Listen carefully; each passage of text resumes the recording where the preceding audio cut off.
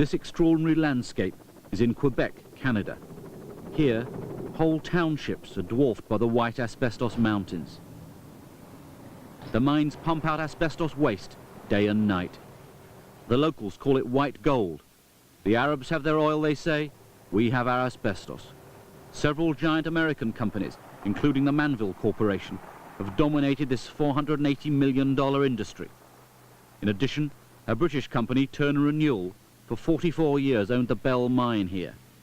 Death rates in the asbestos mining towns, say the companies, are no higher than the general population. But what about Lisa Garneau, dead from cancer at 36? As a child, she slid down the giant slag heaps that shadowed her home. Her family still lives beneath the same white mountain. With no alternative jobs, her son is already an asbestos miner, and her daughter plays beneath the same slag heaps. And then there's Roger Jean. He worked for many years at a white asbestos mill. Now he can't even drive a car without oxygen.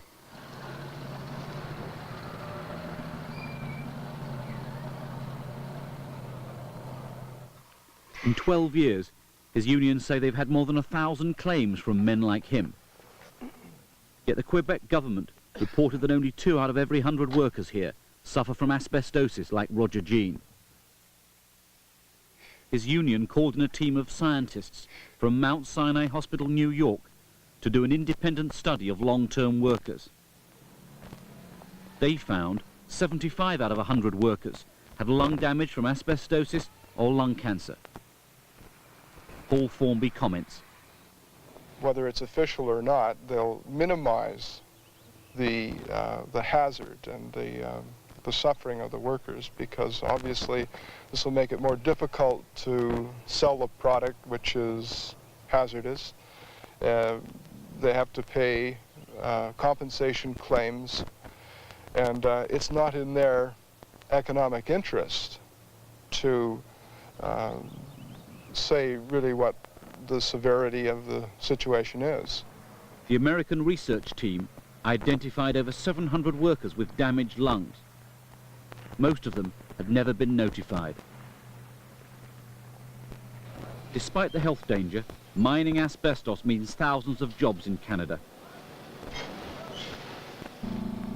Regardless of Mount Sinai Hospital's findings, the companies still wrote in a public relations document we were given in 1982. Asbestos is without a shadow of a doubt one of the safest products on the market today.